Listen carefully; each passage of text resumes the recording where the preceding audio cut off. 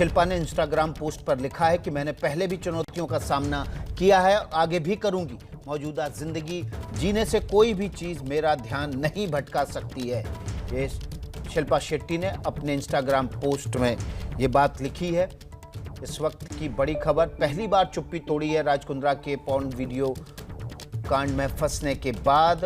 और शिल्पा शेट्टी ने अपने इंस्टाग्राम पोस्ट में क्या लिखा है वो हम आपको एक बार फिर से बता देते हैं। इंस्टाग्राम में शिल्पा शेट्टी ने लिखा है, जिन लोगों ने हमें चोट पहुंचाई है, जो हताशा हमने महसूस की है, हम आगे की ओर इस डर से जीते हैं कि कहीं हमारा काम न छिन जाए, कहीं कोई बीमारी ना हो जाए या अपने ना छिन जाए। इसकी जगह कि पहले क्या हुआ और आगे क्या हो सकता है, मैं आज में जीना चाहिए।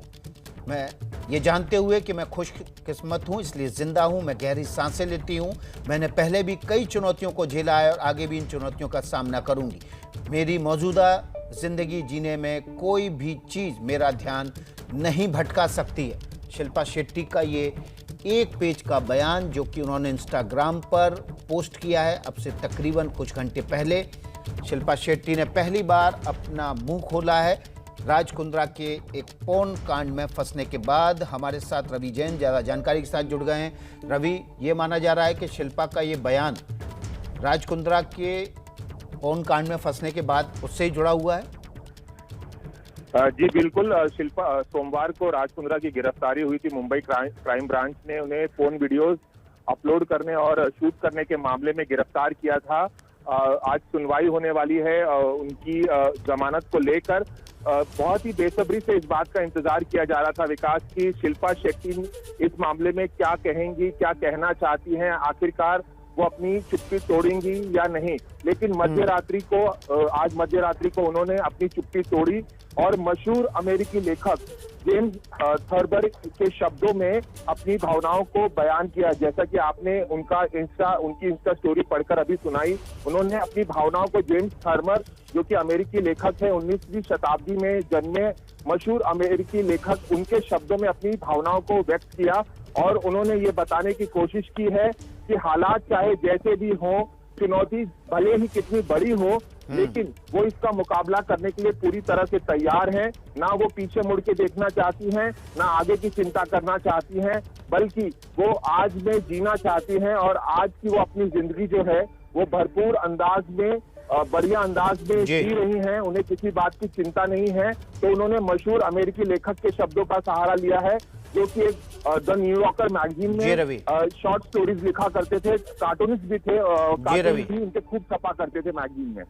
जी रवि, बहुत बहुत शुक्रिया इस अपडेट के लिए। तो रवि बता रहे थे कि शिल्पा शेट्टी ने पहली बार राज कुंद्रा के पॉर्न फिल्म कांड में फंसने के बाद पहली बार अपना मुंह खोला है। लेकिन इसी कांड से जुड़ा एक और खुलासा आपका इंतजार कर रहा है। पॉर्न फिल्म रैकेट को लेकर एक नया खुलासा हुआ है। पॉर्न फिल्मों के लिए जो हॉट शॉट ऐप बनाया गया था, उसकी शूटिंग के लिए रोज व्हाट्सएप ग्रुप बनाए जाते थे। इस ग्रुप में उस दिन की शूटिंग को लेकर आपस में बातचीत होती थी। इस वक्त की बड़ी खबर हम आपको बता रहे हैं, पॉर्न फिल्म रैकेट में नया खुलासा हुआ है। हर दिन के लिए बनाया जाता था नया व्हाट्सएप ग्रुप और इस व्हाट्सएप ग्रुप में दिन और तारीख के हिसाब से ये व्हाट्सएप ग्रुप बनाए जाते थे। इस व्हाट्सएप ग्रुप में रोज के हिसाब से, रोज की शूटिंग के हिसाब से बातचीत होती थी। पॉर्न फिल्म रैकेट में एक नया खुलासा। सूरज ओझा हमारे साथ ज्यादा जानकारी के साथ जुड़े हैं। सूरज, बड़ा खुलासा, रोज नया ग्रुप, ताकि पुराने ग्रुप की बातें आगे कैरी फॉरवर्ड ना हो।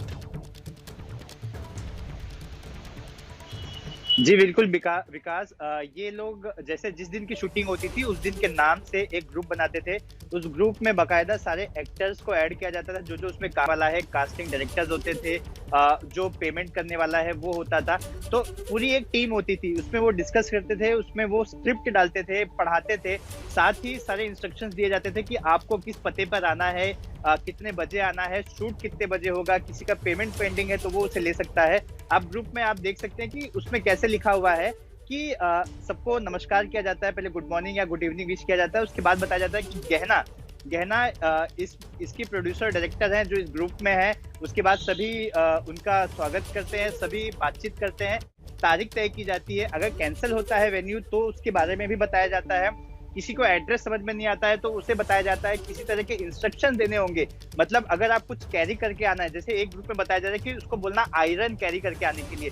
इसके अलावा ही इस ग्रुप में आप देखिए कि जिस तरह से आर्टिस्ट के नाम सेव किए गए हैं तो उनके नाम के साथ आगे न्यूड ऐसा शब्द का इस्तेमाल किया गया है। इससे ये पता चलता है कि ये एक्टर को ये नाम भूल ना जाए कि ये एक्टर, जैसे एक पहचान के लिए कोई भी लिख देता है, इस तरह से लिखे जाते थे।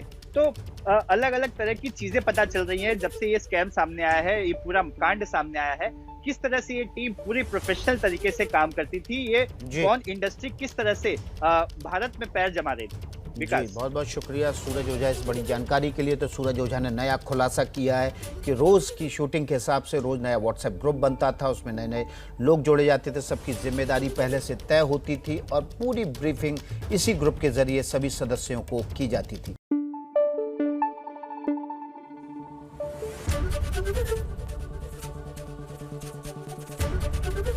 एबीपी न्यूज आपको रखे आगे।